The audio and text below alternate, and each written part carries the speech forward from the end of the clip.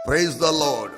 वचन की राह में आप सभी का फिर से स्वागत करता हूं। आशीषों को छीनने के इस क्रम में आज हम 3 रोटियां मांगते व्यक्ति के बारे में जानेंगे, जिसका विवरण हम लूका सुसमाचार 11वां अध्याय 5 से 10 तक पढ़ते हैं।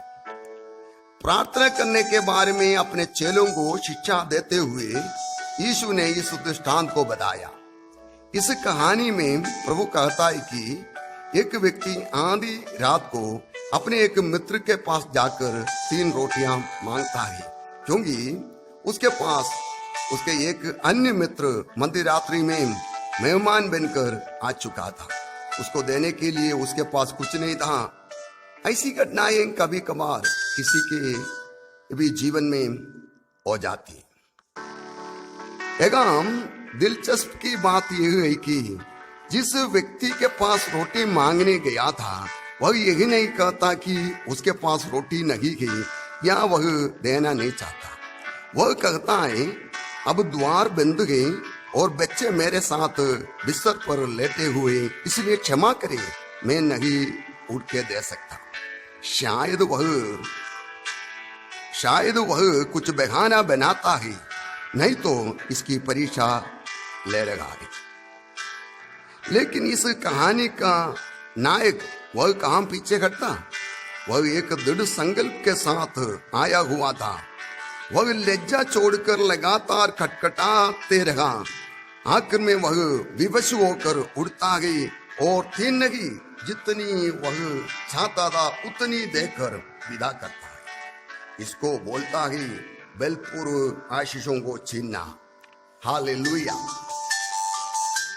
एक सबल मसीह की प्रार्थना के कई नियमों को हम यहाँ देख सकते हैं। पहला, प्रार्थना में हमें हियाव नहीं छोड़ना चाहिए। लगातार धीरज धरते हुए हमें प्रार्थना करनी चाहिए। लूका सुसमाचार 18 का 1 से लेकर 8 तक और 40वां भजन संहिता का पहला पद। और दूसरा, हम कोई मनुष्य से नहीं, तमाम आशीषों का सोता हमारे प्यारे परमेश्वर पिता से हम प्रार्थना करते हैं, जिसने अपने एकलौत पुत्र को, जो प्रभु यीशु मसीह है, हमारे खातिर मरने दिया, तो उसके साथ साथ हमें सब कुछ क्यों नहीं देता।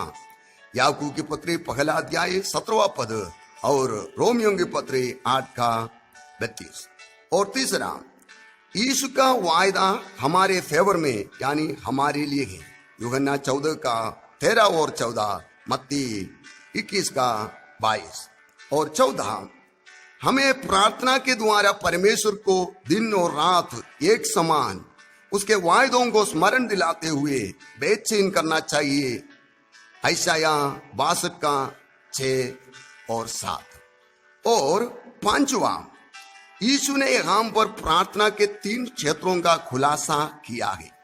वे है मांगना, ढूंढना और खटखटाना। लूका 11 का 9।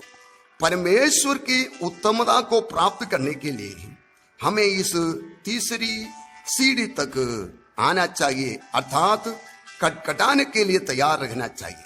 हर कोई यहाँ तक नहीं आता है। यह उच्च कोटि की प्रार्थना है। अब मेरे प्यारे सुनने वालों, मैं आप सभी को दिलासा देना चाहता हूं, हमारा परमेश्वर पिता हमेशा हमारी भलाई चाहता है, कदापि बुराई नहीं। यदि आप इस विश्वास योग्य परमेश्वर पर भरोसा करता है तो कभी भी किसी भी सूरत पर लज्जित नहीं होंगी। यह मेरा अनुभव रहा है। तो आइए, आपकी आवाज को सुनने के लिए इस संसार में कोई भी क्यों नहीं हो, प्रभु आपको सुनना चाहता है। कहिए अपनी सारी बातें प्रभु से, वह रास्ता खोलेगा। आमीन।